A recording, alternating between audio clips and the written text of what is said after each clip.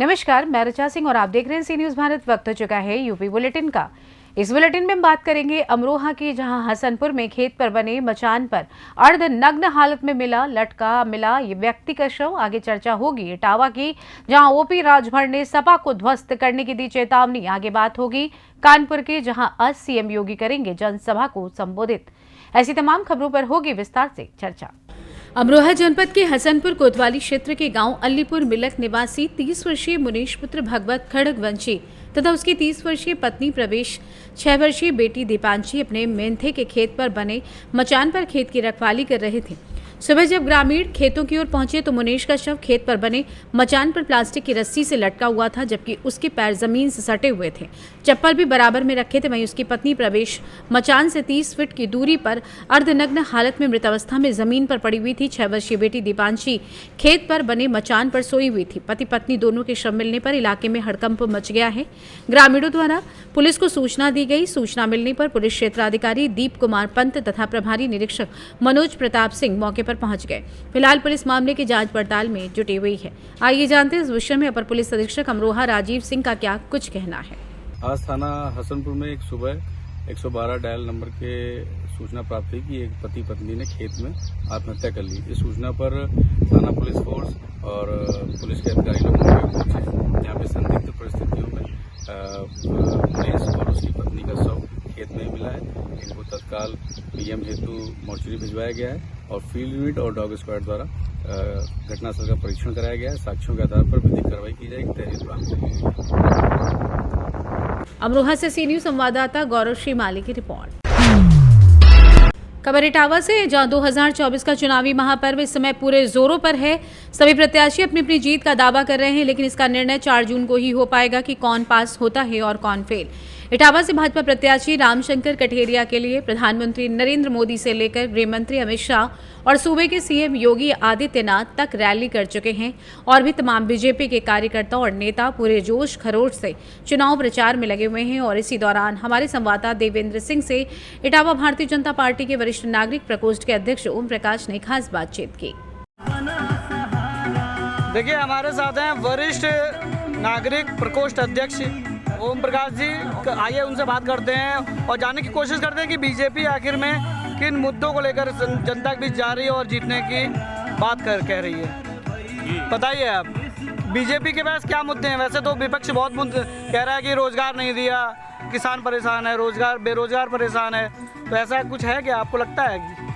पहली बात तो ये है, हमारी शासन में 10 साल हुए हैं, हमने रोजगार दिए हैं, कौशल विकास योजना चलाई है, हमने वैकेंसियाँ भी निकाली हैं और हमारे शासन में एक भी भ्रष्टाचार का कहीं आरोप नहीं लगा। किसी भी जो भी सदस्य में लगे, चाहे पुलिस का, किसी में एक पैसा नहीं लिया गया 7 दिन तक। अध्यापकों की भी निकाली, पुलिस में भी निकाली और निकाल रहे हैं। लेकिन पर्चा लीक हो जाता है ना।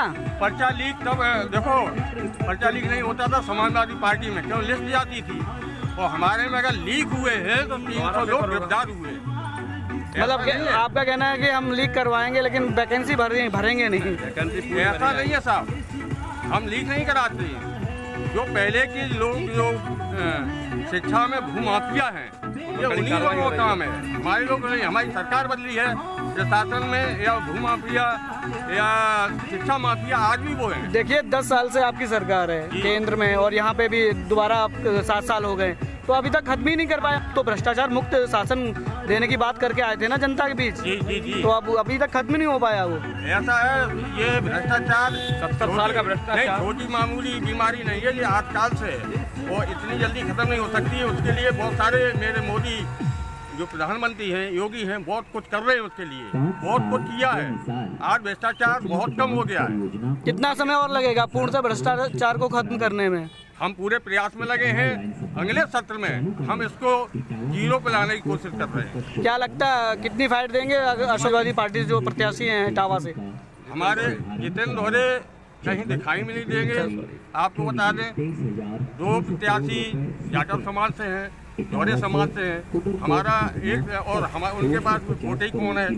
केवल एम.वाई की वो बात करते हैं, एम.वाई के अलावा है क्या? हम सब समाज की बात करते हैं, हम सब समाज की बात करते हैं, सबकी हिताय की बात करते हैं।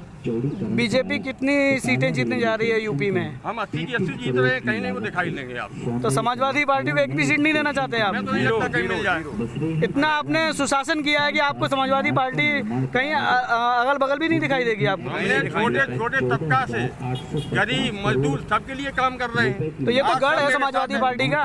गढ़ नहीं है, बिल्कुल नहीं है। ये उनकी गुंडागर्दी थी और ये उनके दबाव में काम करते थे, इसलिए वो गढ़ बोलते थे। आज मोदी का गढ़ है, आज गढ़ है तो दिखाई दे रहा। इटावा से सी न्यूज संवाददाता देवेंद्र सिंह की रिपोर्ट।